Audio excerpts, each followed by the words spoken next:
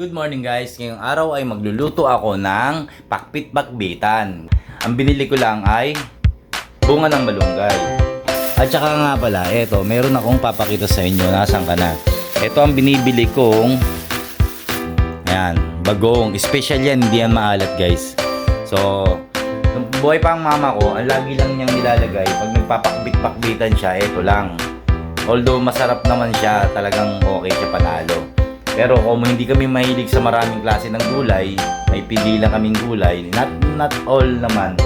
So ito nilalagay namin lang, and then yung okra nga. So para masarap, di ba? So yun lang guys, watch this. Sinimulan ko na ang pagbabalat ng bunga ng malunggay. Alam nyo ba guys na napakatagal balatan nito at talagang uubos ng oras. At sinunod ko naman ang mga rekado na kakailanganin ko sa paggigisa. Simulan na ang pagluluto.